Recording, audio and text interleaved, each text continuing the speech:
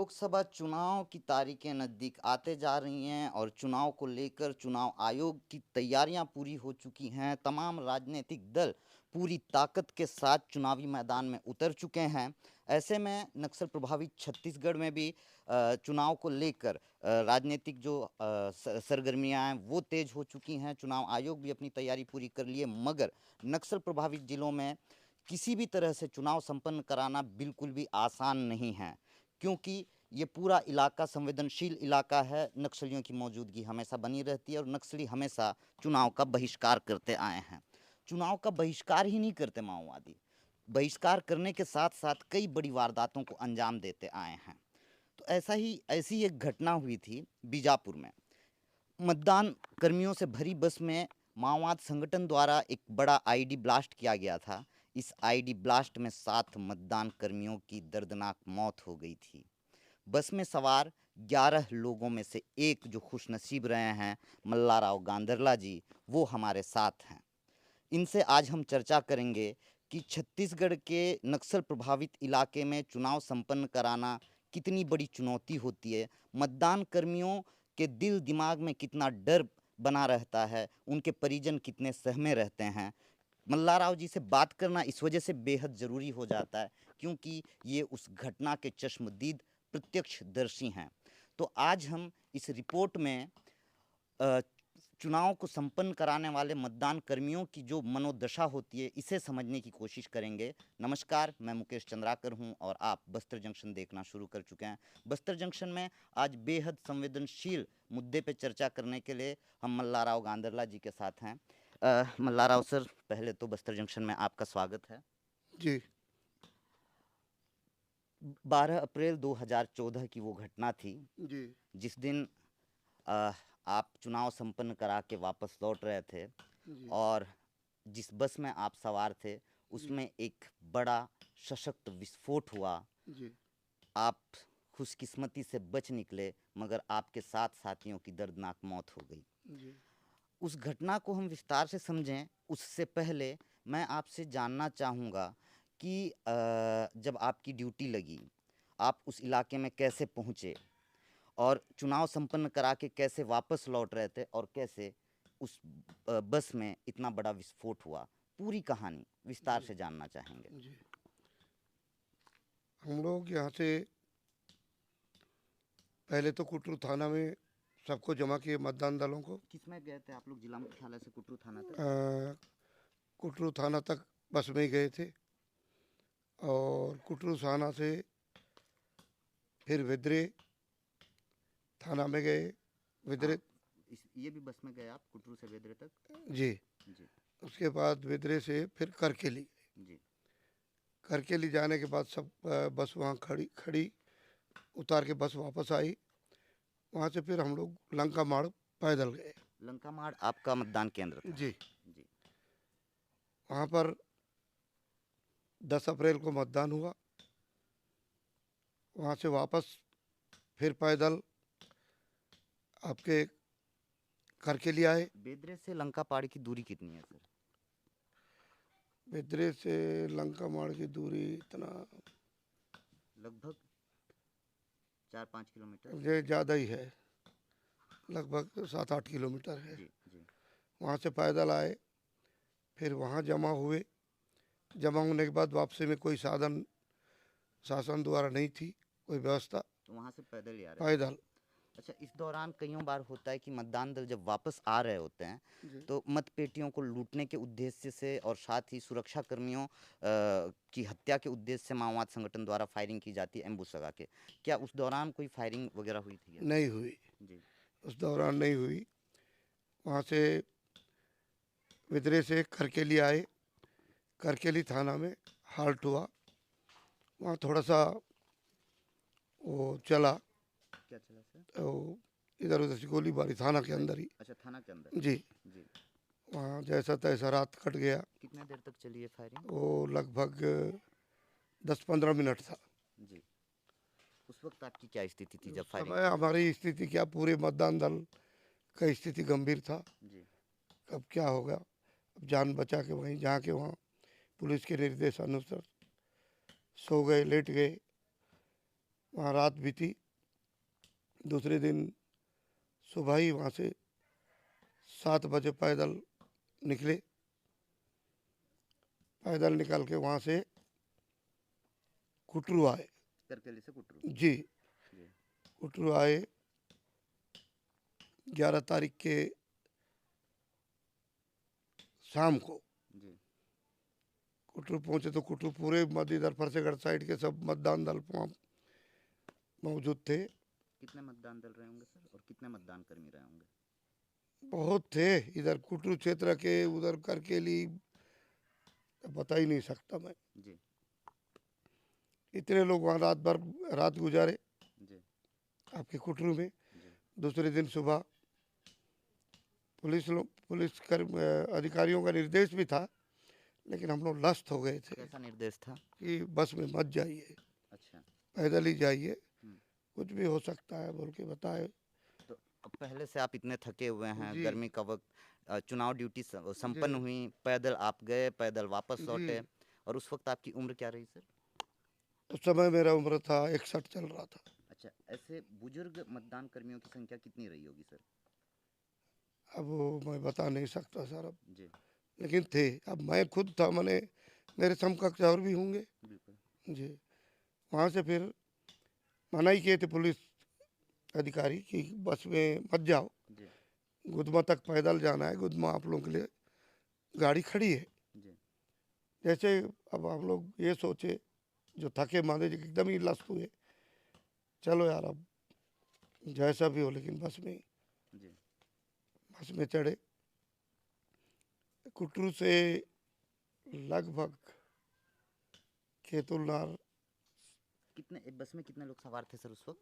बस में थे कुल 11 लोग थे। तो ये 11 लोग सभी उम्र दराज लोग थे?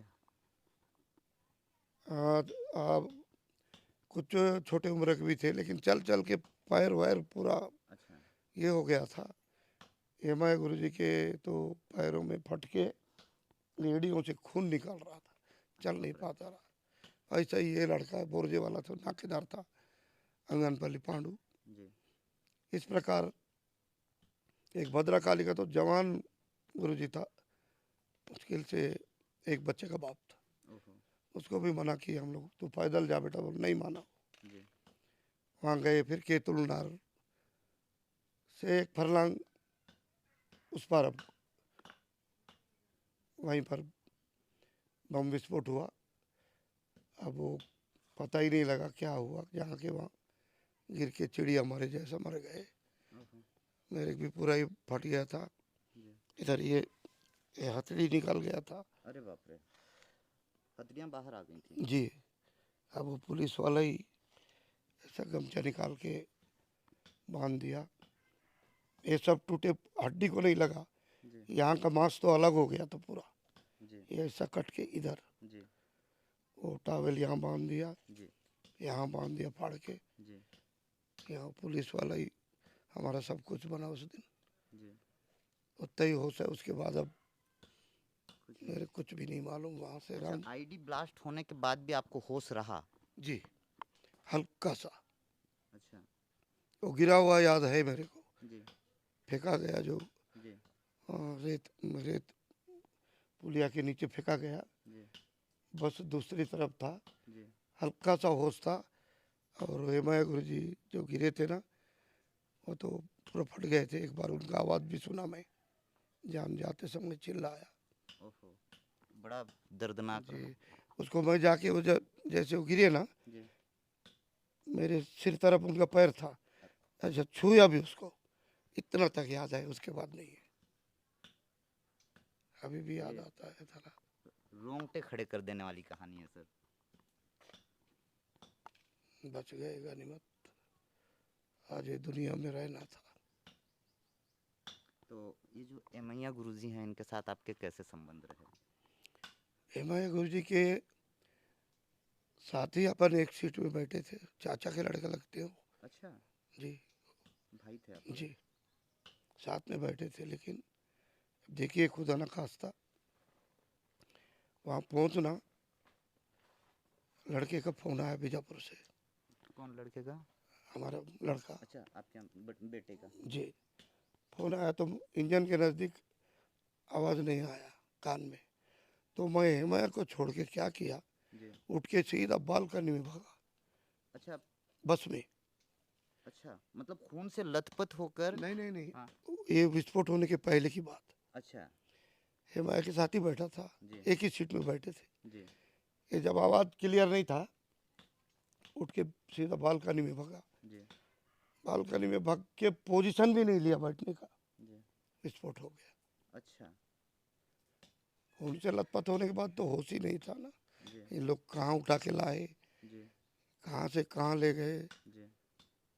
वहाँ भी रामकृष्ण केयर में पूछताछ हुआ, लेकिन अपने से बोलते नहीं बना, क्या हुआ क्या नहीं। 28 दिन तक हॉस्पिटल में थे। जी। उसके बाद फिर आपको होश कब आया? होश तो वहाँ 3-4 दिन के बाद आए, लेकिन निकलने नहीं दिए बाहर। जी हॉस्पिटल में। तो आपको ये खबर लगी क्या होश में आने के बाद कि जिस बस में आप सवार थे, ड्राइवर के साथ 11 लोग थे, जी जिसमें से 7 लोगों की मौत हो गई, केवल 4 लोग बचे हैं। जी उन 7 लोगों में से एक जो एमैया जी हैं, जो आपके भाई हैं जी रिश्ते में, जी उनकी भी मौत हो गई। जी। तो अब फिर पूरा फैल ही गया ना बाबू, पूरा बात ही फैल गया वहाँ से। जी। अब ड्राइवर वगैरह साथ में ही थे वहाँ पर जी। एडमिट। जी। पूरे लोग अब ख़त्म वालों का भी न्यूज़ वहीं मिलता गया। जी। अब जिंदा वाले तो जिंदा थे ही अब। चुनाव संपन्न कराना इतनी बड़ी चुनौती है। अभी भी कई सारे मतदान दलों को हेलीकॉप्टर से भेजा जाता है, लेकिन उनकी वापसी के लिए चुनाव जी आयोग द्वारा कोई मतलब हेलीकॉप्टर से वापस नहीं लाया जाता है। पिछले विधानसभा चुनाव की बात करें, अभी जी विधानसभा जी चुनाव की बात करें 2023 में, हुआ क्या, मतदान कर्मियों को आप जब ले जा रहे हैं तो हेलीकॉप्टर में लेके गए, जी जी जी। फिर मतदान संपन्न हुआ तो केवल ईवीएम को आपने हेलीकॉप्टर में ले आया, लेकिन मतदान कर्मियों को वहीं छोड़ दिया। वहाँ तो ईवीएम को भी लाने के लिए नहीं आए थे कुटरू में सर, अच्छा। अपना अपना पेटी लेके चले हम लोग। तो इस बस में ईवीएम भी थे आप लोग हाँ के साथ? ईवीएम भी जी बच्चे जी जी, वगैरह वो थे? लड़के के पास था, 2 लड़कों के पास थे। जी। विस्फोट में अब वो बाद में क्या हुआ, कुछ नहीं पता। भगवान ही मालिक है। अच्छा, आपको क्या लगता है कि इस इलाके में चुनाव संपन्न कराना इतनी बड़ी चुनौती तो है ही, लेकिन चुनाव आयोग को और क्या कुछ बेहतर करना चाहिए कि चुनाव संपन्न कराने वाले जो चुनाव महत्वपूर्ण। आयोग का तो जिम्मेदार बनता है सर, जी। कर्मी को वहाँ तक पहुँचाना, जी। वहाँ से फिर मुख्यालय तक लाना। सुरक्षित। जी, सुरक्षित ये रखना। जिम्मेदार बनता है। लेकिन कईयों बार इस तरह की वारदातों को आसानी से नक्सली अंजाम दे देते हैं और कई आसानी से वो 14 के बाद ही थोड़ा सा आँख खुल गए, जी। उससे पहले तो और बुरी स्थिति। दुर्गति थी। अच्छा। अच्छा, इस बीच जब भी मैंने एक चीज़ नोटिस किया है, अब जब भी चुनाव होते हैं तो मतदान कर्मी बहुत डरे सहमे रहते हैं, जी उनके जी जी, परिवार का बहुत बुरा हाल रहता है जब बहुत तक मतदान कर्मी अपने घर नहीं पहुंच जाते। बहुत मने बहुत अत्यधिक। और जब आपके साथ ये घटना हुई थी तब परिवार की क्या स्थिति थी? अब वो ऊपर वाला ही जाने। और न्यूज़ भी मैं घर में बताना भी नहीं चाहा था, जी। घबरा जाएंगे इन लोग, ऐसे हार्ट अटैक होंगे बोल के। जी। मैं थोड़ा थोड़ा होश आने से बोला, घर में कुछ मत बताओ, केवल लड़के को ही मालूम था, जी। इनको नहीं मालूम था। मुझको भी याद है वो दिन जिस दिन आईडी ब्लास्ट हुआ था सर। जी पत्रकारिता शुरू किए मुझको मात्र जुम्मा जुम्मा 2 साल हुए थे। जी जी तो जैसे ये घटना की खबर निकल कर आई, पूरी भीड़ लग गई थी हॉस्पिटल के सामने। जी। तमाम मतदान कर्मियों के जो परिजन हैं उनके फ़ोन बार बार आने लग गए कि मैं भाई। गुरु जी की पत्नी तो कलेक्टर के पीछे भी पड़ी थी ना। अच्छा, इसमें कलेक्टर और एसपी की भी बड़ी चूक रही है, पुलिस की भी बड़ी चूक रही है। उनकी चूक रही ना सर, बड़े लोगों की। अब कायदे के अनुसार वो अपने उस नियम में है, फंडामेंटल में, 55 साल के बाद, जी। 55 साल की उम्र वाले को जी। चुनाव में जी। ना लगाया जाए। अच्छा। लेकिन हमारे प्रशासक नहीं मानते हैं।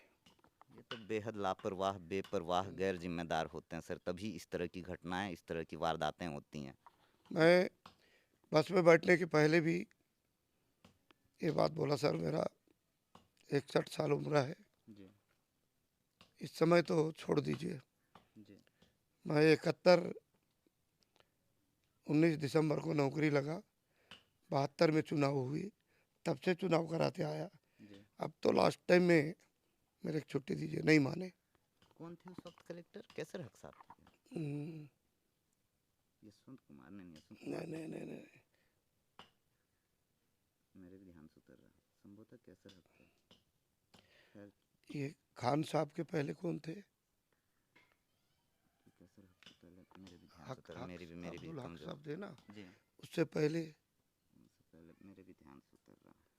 खैर, उसे उसे छोड़िएगा। अच्छा, अभी भी क्या बुजुर्ग मतदान कर्मियों की इस तरह की ड्यूटी लगाई जाती है? अब अभी का तो अपन छोड़े, अब 14 के बाद 15 में रिटायर हो गए बेटा। जी। उसके बाद उसके बाद दूसरा बार है जी। लोकसभा चुनाव। जी। जी। अब शासन प्रशासन क्या कर रहा है जी। उसके बारे में इतनी जानकारी मुझे नहीं है अभी, जी। जी। लेकिन कायदे के अनुसार बुजुर्गों को नहीं भेजना नहीं चाहिए। भेजना चाहिए। विशेष तौर पर तब जबकि उन्हें लंबा पैदल चलना हो। जी अभी भी बहुत से ऐसे मतदान केंद्र हैं जहाँ पे पहले हेलीकॉप्टर से इन्हें भेजा जाता है, फिर नज़दीक के जो थाने या सुरक्षा बल के जो कैंप हैं यहाँ पे ठहराया जाता है, फिर लंबा पैदल चलाया जी जाता है। जी। तो वो प्रक्रिया तो अभी भी जारी है। जारी है। संबंधित जहाँ गाड़ी उतरने का है, हेलीकॉप्टर भी हो, तो थाने में कहीं उतार के दूसरे दिन प्रस्थान कराते हैं। बिल्कुल सही कह रहे हैं सर। मतदान केंद्र में तो कोई वो किसी के जरिए पहुंचाने का काम नहीं होता है, जी। क्योंकि ऐसे ही रास्ता रहता है। और यहाँ तो हर कदम पे मौत बिछा जी हुआ है, जी जी प्रेशर आईडीज बिछे हुए हैं जी तमाम जगह पे। जी सर, चूंकि संवेदनशील इलाका है, नक्सल प्रभावित जिला है, आपसे एक सवाल है, वो ये कि यदि आप उस सवाल का जवाब देना चाहें तो नक्सल संगठन से कोई अपील आप करना चाहेंगे? यदि करना चाहेंगे तो अन्यथा कोई आवश्यकता नहीं है। नहीं सर, वो सब ठीक। बीते हुए बातों को जी। क्या लेना जी। है। जी। जी। जैसा तैसा जी रहे हैं, बच्चों के साथ हूँ, जी। ये बड़ी नहीं, इसमें मेरे भी जीवन के लिए खुशी है, खुशी की बात है सर। नहीं तो मिट जाता। जी, बिल्कुल सही कह रहे हैं वो सब अपने कोई मतलब नहीं सर किसी से, सर। जी। जो भी खैर, शासन। मैंने आपसे पहले भी रिकॉर्डिंग शुरू होने से पहले भी रिक्वेस्ट किया है सर कि प्लीज़ मुझे सर मत बुलाइएगा। मुझे शर्मिंदगी महसूस होगी। नहीं, लेकिन अब जो बीते हुए बातों को लेने से क्या फायदा। बिल्कुल सही कह रहे हैं सर, जी, बिल्कुल सही कह रहे जैसा भी जो ऊपर वाले का महिमा कहना चाहिए, किसी का क्या था, हो गया घटना, बच गए। हैं। तो ऐसे मतदान कर्मी जो है अपनी ज़िंदगी को दांव पे लगाकर चुनाव संपन्न कराते हैं, बेहद विपरीत हालातों के बीच ये इस तरह से इस इलाके में, नक्सल प्रभावित इलाकों में चुनाव संपन्न कराते हैं। छत्तीसगढ़ के गठन के बाद से चुनाव के दौरान बहुत सी वारदातों को माओवादियों ने अंजाम दिया है। कुछ जो आंकड़े हैं वो मैं आपको बताना चाहूँगा। 29 नवंबर 2003 को बस्तर में गुड्डीपाल और मोदीपाल के बीच में बारूदी सुरंग में माओवादियों ने विस्फोट किया था, जिसमें 7 जवानों की शहादत हुई थी। 14 नवंबर 2003 को विधानसभा चुनाव के पहले चरण में बस्तर में कई जगह विस्फोट किया था माओवादियों ने, जिसमें 3 पुलिस जवान जख्मी हुए थे। 16 नवंबर 2009 को लोकसभा चुनाव में मतदान के दौरान नक्सलियों ने बस्तर में 9 ईवीएम छीने। राजनांदगांव में आईडी विस्फोट में चुनाव अधिकारियों को ले जा रही वैन के परकच्चे उड़ गए और 5 मतदान कर्मियों की दर्दनाक मौत हो गई।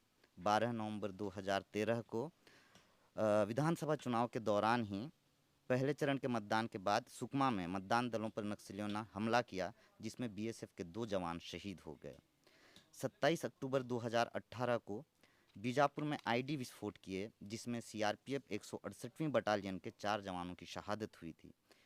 9 अप्रैल 2019 को दंतेवाड़ा में आईडी विस्फोट हुआ था। इसमें भाजपा विधायक भीमा मंडावी की मौत हो गई और 4 पुलिस जवान शहीद हो गए थे और भीमा मंडावी चुनाव प्रचार के लिए निकले हुए थे। और 12 अप्रैल 2014 को जिस घटना का जिक्र हमने किया, जिस घटना के चश्मदीद मल्लाराव सर से मिलाया, इन्होंने रोंगटे खड़ी कर देने वाली वो कहानी बताई, जिसमें 7 मतदान कर्मियों की दर्दनाक मौत हो गई। मेरा ये रिपोर्ट बनाने के पीछे यही उद्देश्य था कि लोकतंत्र के महापर्व में आहुति देने के लिए जो लोग जाते हैं, आप मतदान करने जाते हैं, मगर मतदान संपन्न कराने की जो असल जिम्मेदारी होती है मतदान कर्मियों की, वो मतदान कर्मी कैसे हालातों के बीच चुनाव संपन्न कराते हैं, उनके अंदर कितना डर होता है, उनका परिवार कितना सहमा होता है, ये बताना था।